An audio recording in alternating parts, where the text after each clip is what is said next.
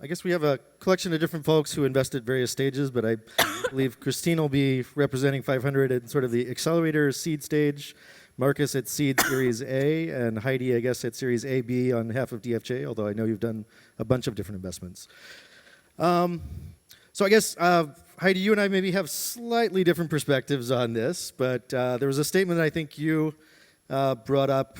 I guess you're calling it a picker or a runner, and runner being someone who invested a lot of companies quickly, perhaps like 500. If given the choice between being a great picker or a great runner, you'd much rather be? A great picker. A great picker. And Christine? Runner. Runner, right. Okay, so I guess my comment or question to Heidi is, how do you become a great picker? Because I'm not sure that it's so easy to become a great picker. How does one become a great picker? Yes. Well, I'll give you the short answer to that. First of all, if you just look at a lot of things and you're constrained from actually picking, I would argue that if you, this old VC talking here, but if you started in the VC business and you actually could only invest in one deal a year for a certain number of years, you'd become a really good picker, because you would have to be very careful. Although I could argue that some of us who started in momentum years learned because we picked them and then we didn't pick them very well and then we had to deal with it for years. And that was extremely painful, and you learn from pain, you know, like put your hand on the stove, don't put your hand on the stove anymore. Right. I think the other way to be a great picker is you do something like, for example, I'll just use Steve Jurvetson as an example. Right. Steve probably sees every deal related to space because we did space investing before other people did it. He developed a personal reputation.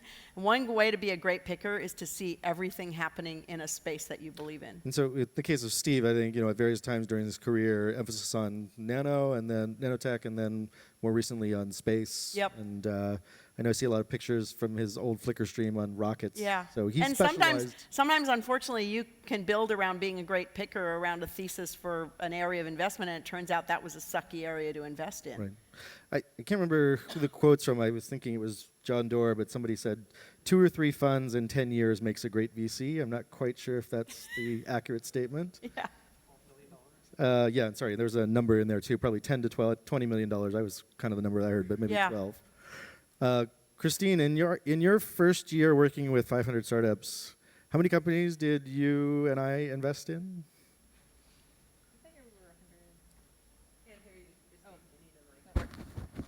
Check, yes. Okay. I forgot in the first year we did 100. 75. I thought it was 100. 100, okay.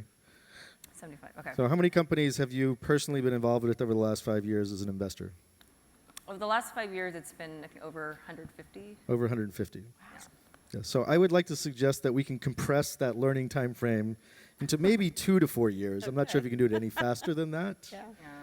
And hopefully not more than 5 million. We'll see. I think our dollar size is a little bit lower. Marcus, would you like to be a great stock picker or a large portfolio? Do you have another strategy on how you make things work for you? I think you should be, Mike. So we're a bit of a picker and a runner. Okay. Being seed in Series A, we tend to make more investments than a typical Series A firm or a Series B firm.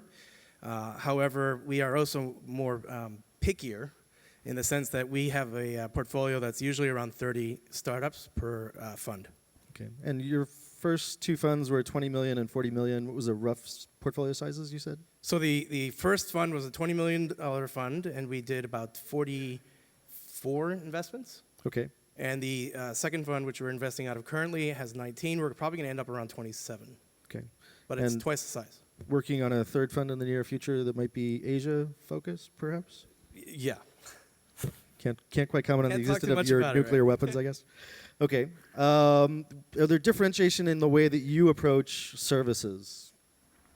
So there is for us, and actually I kind of want to comment on this. I think it's a interesting perspective from my side, perhaps, because I'm caught in between the A16Zs as well as 500 startups or even Y Combinator for that matter, or DFJ. As a sort of micro VC fund, we don't have the large amount of capital that we can pull in through management fees to be able to facilitate a lot of the services that are required. We have 3 partners that are managing partners. All of us need to be running and helping in every way and capacity all the time. We're all Marines. Not any of us are just cooks. First and foremost, we're a Marine. Do you take board seats, and if so, how many?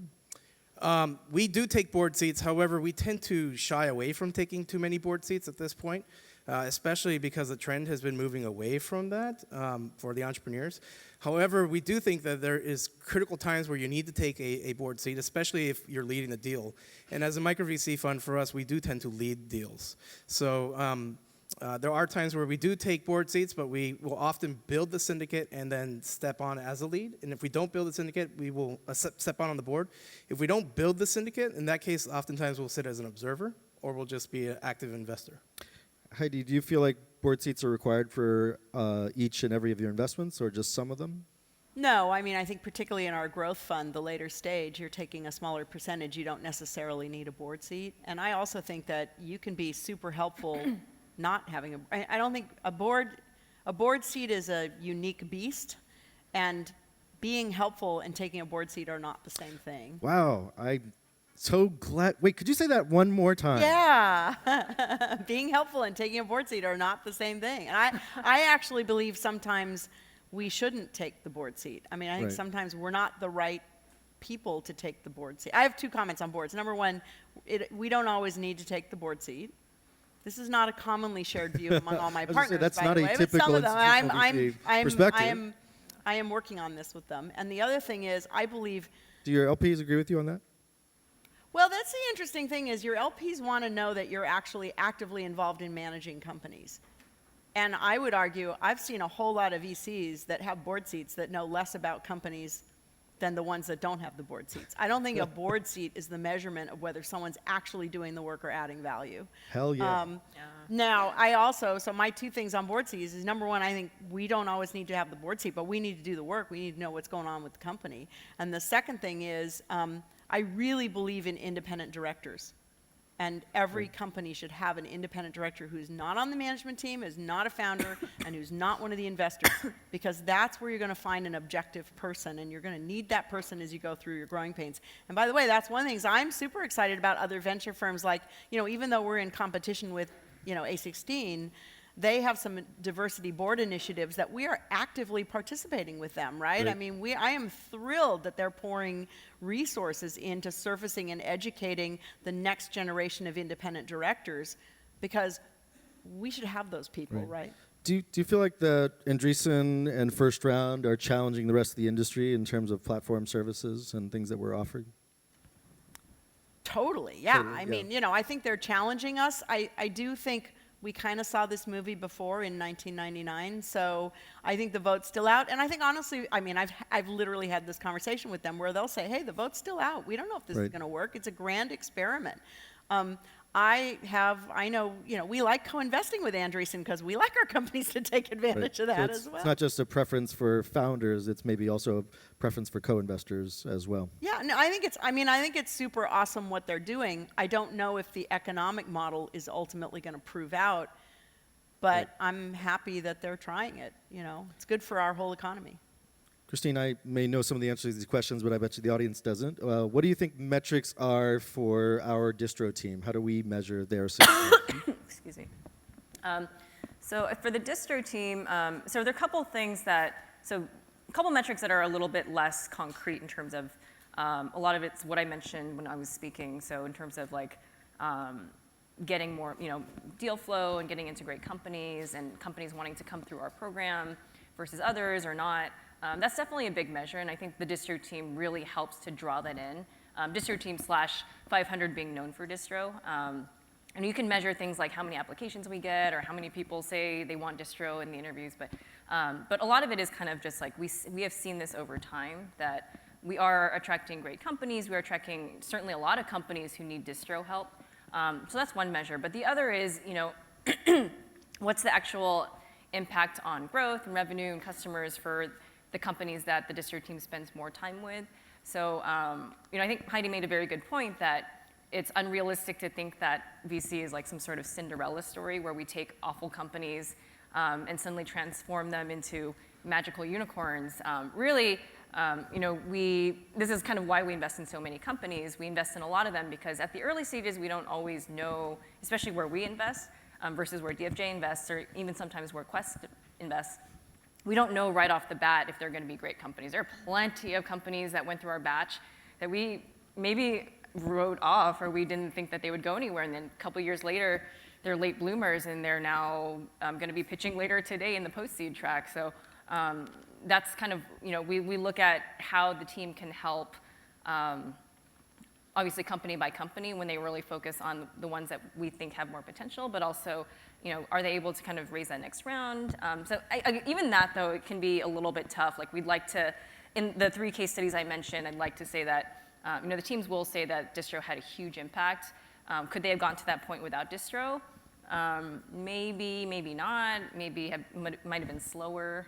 But certainly, one of the metrics for the distro team is, how well, kind of thinking of it as like their own little portfolio, like how well, what are returns like for the companies they spend more time with, or do a distro fund engagement/investment with. Can I pile on to something? Sure. That I think the point about what does the company actually need is so important, particularly when you're at our stage, Series A and beyond. Every company needs something different. And when I say we want to invest in A teams, A teams the A team doesn't necessarily know how to do everything. Particularly when it's a new field, particularly when it's a first-time CEO. They may be the most awesomest person on the planet to start this company, but that doesn't mean they know everything. And so one of the things we've tried to do, and we're still experimenting about this, is I meet with the CEOs when we make a new investment, and I say, what do you need? What is it you need? Some of them will say, I need customers, I need customers, I need customers. Some of them will say, I've never done this before. I need a coach. I need someone to work with me. Some of them, like right now, I'm coaching not only the CEO, but he hired a chief of staff. He's never had a chief of staff before. He just said, I need a person like that. I don't even know what their job description should be. And I meet with that person. I'm on call to those 2 people anytime they want me. I'm not even the partner on the deal. I have a different partner on that deal, but I'm sort of the like I said, I'm the nurturer in the background there, because in that particular case, this is an A team. But A teams need nurturing too, right? I think that the issue is when you nurture C teams, you end up, with C+ teams, and that's a problem, right? This brings up an interesting point: is like, where do you allocate resources? And I think internally, even though we try and help everyone, we probably prioritize providing more services to the companies that seem like they're winning than the companies that seem like they're not winning. Well, this is the problem when you're our kind of fund, because you have to have discipline to not go fix your problems. Right. And I guess the point that I heard you making there is maybe there are a lot of different things that companies need, but companies that have raised Series A and B, probably one of the things they're going to be doing is hiring. And so a lot of your services are targeted towards scaling the organization, probably from maybe 10 to 20 people to 50 to 100 people. And I think probably recruiting and talent is a big part of those services. Yep. Whereas for us, we're probably working with small teams. They might hire a couple people. We're probably more focused on product market fit, user acquisition, maybe revenue acquisition, or sort of conversion rates and metrics. It's not quite to the, like, let's go hire 50 people yet. It's probably more, let's get product market fit and scale initial traction. Yep, I agree. Marcus, do you have to make decisions between winners and losers in your portfolio and where you spend your time? Do you kind of so for us, hit this number or you won't see me for a year? No, that's not the way we are at all. In fact, you mentioned, the discipline about making sure you don't support your failures. I don't know if I necessarily fundamentally agree with that. And the reason for that for us is because it's always darkest before dawn. Exactly as you also pointed out. You don't know when some of these are actually going to pop. One of our most successful companies looked terrible. The entire valley had written them off. No one thought they were going to go anywhere. And all it needed was actually somebody who cared, somebody who trusted and believed in them. And when we were those guys. And they pulled off the effort because they just had somebody who believed in them fundamentally. So it is kind of a difficult scenario to just say, well, these guys aren't performing, so I'm going to write them off. The reason why we don't subscribe to that is because these guys are going to go out and be evangelists to our fund. Right. And if we do that and we treat them as sort of pariahs because they have been non-performers, what does that say about what we actually contribute to them? If you're losing, we're not going to help you? I totally agree with you. I think, though, again, I've seen a mistake a lot of VCs make is they throw good money after bad. And they throw good money after bad because they're not willing to admit sometimes you miss a market and all that. I think you're totally right. I'm not saying if you're not succeeding, we're not going to support you. We have to understand what success looks like. Sometimes success is you didn't hit the market, it's not working. I mean, we did a recap of a company where we believed in the company, no one else did. We put another $1 million in that company after, lots of people put money in and it didn't work. And that company sold last year for $325 million. So, you have to have the discipline to know. I'd love to have some losers worth 325. Yeah, I mean, yeah, you have to know. But after an additional $1 million and after 12 years of work, right? Not the recap wasn't 12 years back. The recap was 6 years back. But still, the point is, we understood, we believed in that team, we believed in the market, but the company wasn't succeeding. I think that the thing that is very scary, and by the way, part of my job at DFJ is to help those companies that aren't going to become those big outcomes to find an exit. I call it exits with honor, right? Because my goal at DFJ is I want us to be referenceable even with the companies that don't win. Because I agree with you, and we're going to have more losers than winners in terms of just number of companies. It's not always easy, but I believe ethically that's what you need to do.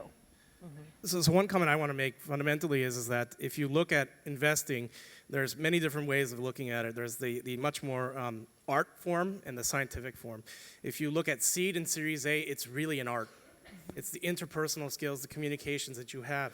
As a fund, for us, we see ourselves as a steward, and we help the company identify all the issues it has. Imagine the startup as a pill that needs to be swallowed by the next round of investors, like DFJ for us. And there's all these jagged edges. What we do is we work with the entrepreneur to identify those jagged edges, smooth them out, and then fix them together. But we're not the workhorse exactly behind it. We're more like a mirror that shows them and points out the true points that need to be fixed. That's our role. So in that sense, it's much more about interpersonal communication and skills. It's much more of an art. These things haven't been defined yet. You have to be creative. You have to be working with the soft skills, which are people. Everything is evolving so fast at the seed and A that it fundamentally comes down to relationships. And so for us, it's about open communication and integrity. But as you move down the stage later on towards B and C, it becomes about science. It's about optimizing based on things that are hard numbers. And that's where different services come in. And I think what's interesting, what you're seeing in the evolution of venture capital today, is you're seeing firms like 500 startups saying, okay, the seed and A round, we're going to take an approach where we're actually going to apply science to it and sort of remove a little bit of the art of it, where you're having the interpersonal skills, and then bring in different services in to fulfill some of that art aspects of things. But it's an interesting approach because I think both of them work. Fundamentally, it comes down to style, and can you pull off that style? But you'll see services kick in, especially when it comes down to fulfilling science aspects of companies. And that's the growth and distribution. And also, actually, one of the other things I think you'll see across the board everyone needs to have is recruiting and probably PR. And look at 500, you guys are brilliant at PR because you're always up there wearing a unicorn suit, for example. We are perhaps not your average VC wearing tutus and unicorns on stage. I guess one other thing I want to talk about is kind of the stage and life cycle of companies and what services you might offer there. There's a book called the Venture Capital Cycle by Josh Lerner, Gompers and Lerner. That's I can't believe I'm quoting Harvard Business School Press, but it's a relatively dry but excellent sort of presentation of venture capital from kind of the selection stage, growth stage, and they call it harvesting stage, but I think the exit area. I think there's a lot of emphasis that we tend to put on initial selection and then also on growth and distribution. I think the area that we don't focus as much on is maybe the exit scenario. We actually just hired someone in M&A. Actually, Emily is in the front, which is kind of new for us. We're just getting started on that, but after investing in 1,000 companies, we've actually had about 50 or 60 exits, but there's a lot of companies that are probably not necessarily unicorns, but still valuable companies. We found ourselves getting a lot of calls for dealing with those companies, and we really didn't have staff to support that. We didn't necessarily have the expertise. But we found that a lot of companies called us and said, hey, we're trying to figure out an exit option. We actually had a lot of other acquirers call us and say, hey, do you have companies for sale? And so I think that's an area we've started to look at for both for our own portfolio liquidity as well as helping our corporate relationships and founder relationships as well. So do you guys see other services that you're starting to think about for the latter stages of the life cycle of your companies, and I guess venture debt was something that Heidi mentioned that I think is really important. That maybe still in the middle stages. I'll give you a short answer on that. I think for the size of companies that we are dealing with, if you're thinking about exit, a lot of times you are, you're either working directly with the corporate development partner or you engage a banker. I'm a big believer in bankers. I think they do a really good job if you get the right ones. And like anything, there are good bankers and there are bad bankers. There are different ones that focus on different sectors, different stage, and one of the things Right. we like to know is which ones.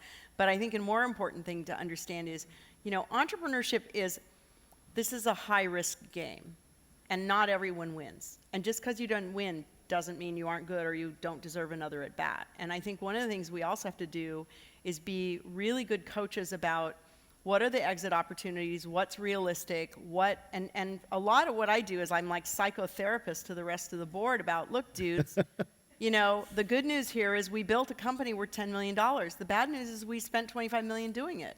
So unfortunately, Can I participate in listening to some of those conversations? Yeah, no, I'm happy to. I'm happy to this is one of the, quote, benefits of having been through the last boom and bust is I've been to this movie before, and so much of the reason people keep doing the wrong thing is because they think that somehow they will be voted off the island if they don't sort of say, okay, well, it is what it is, now let's make the best of what it is. Right. And so I do think a realistic assessment, understanding at any given time, and understanding that sometimes, an exit with honor isn't necessarily a failure, right? We're in, the typical investment, right? 50% of all VC investments don't return the capital in them. That's the game we're in. Or more, but at least 50%. Or more, but at our stage, 50% don't. And that doesn't mean that all those people were bad, right? So I think setting expectations is super important in terms of delivering exits. So I have the perfect quote for that. David Letterman said to Jon Stewart, "Do not confuse cancellation for failure." Yes, exactly. Yeah. And by the way, there are entrepreneurs who have made us money that I would never back again, and there are entrepreneurs that didn't make us money that I would wholeheartedly back again. Completely agree with that. And I would say one of the other benefits to us having a large portfolio is our winners poach our losers. Yeah, absolutely. And so there's a strong rehiring effect. Absolutely. We've hired some ourselves. I saw an email yesterday that one of our companies had hired a VP of marketing and a PR person, both from other portfolio companies in our portfolio. And actually, to be really clear, I think we've hired at least 5 people on our staff that we invested in previously. Not to say that salary negotiation comes into, or our previous investment comes into salary negotiation, but we have a little advantage there. Anyway, I guess, maybe closing statements. What do you guys see as kind of happening in the future in terms of these portfolio services? Obviously some people continue to practice VC the same way it's always been practiced, but there are firms, I think now like Andreessen, YC, and First Round that are really trying to provide a pretty broad set of portfolio services that cost a lot of money. Do you guys see yourself, doing more, doing less in the future, and where do you think the leverage is going to come from? Marcus. I noticed you were looking at me. Eventually, as you raise these larger funds, you're going to have more management fees to throw around. Right. Well, for us, it's going to be continuing to expand the team out because we are very much about working very closely with our startups and having strong relationships that are not just transient in the sense that it's not just this one investment. Right. We want to have that as a lifetime relationship, and that's how we approach every company we invest in. So it becomes a scalable question, right? Like, how do we scale with that? Well, what we need to bring on is people that have very strong integrity. And it sounds awkward, but for us, it's really about building that relationship more than anything. And that has paid the most dividends for us. And so we build first on integrity, second then to what we can bring in many different ways. But we are often building syndicates. And because we're not in the later stage where we need to hold the whole deal by ourselves, we fill in the gaps of what we might be missing as a firm by bringing in other investors who can fulfill those gaps for the company. But we also bring our own things in too, in terms of financing and marketing and strategy and technology. So we'll continue to stack on that. But for us, it's not the services of people that we have that are specialists in particular things. It's mostly we have generalists that are supportive and build strong relationships, and we need to continue to scale that. So you would scale people, but keep the offerings general across those people. Yeah, and that's because for us, we are dabbling in art and not science. In other words, these things are evolving too fast for us to feel comfortable investing core resources in particular things like that. Later on down the path, it does make sense. And something like distro, which is across the entire board, makes sense. Right. But there's a lot of other aspects where it just doesn't make sense for us at the stage of seed and A to be deploying a lot of capital into building an infrastructure for a company into something that may not be there tomorrow.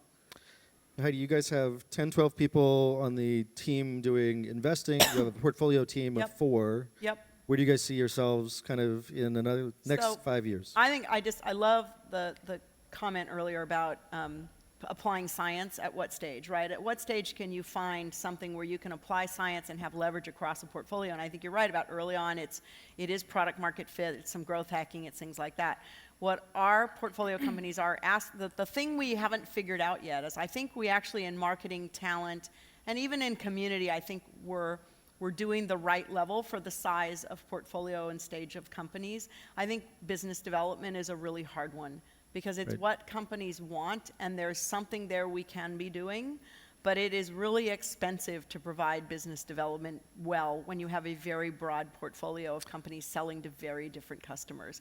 So Right. that next step's kind of a killer. We're thinking about it and I spend about 25% of my time specifically on company business development.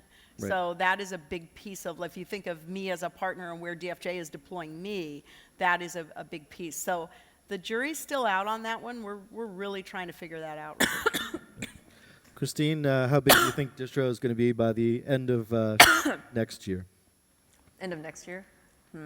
This has nothing to do with your quarterly performance reviews at all. Ha ha ha. Well, we're 13 now, and by the end of next year, it could probably double Okay. potentially. But we'll see. Our goal was 10 for the end of the year, so you got to 13 before Yeah, the we're end of the year. exceeding We're exceeding quota, target. yeah. But next year, 25. Yeah. All right. Great. Thanks for a panel for your thoughts on portfolio services, and hope to hear more in the future. Thank you. Well, thank Great. you.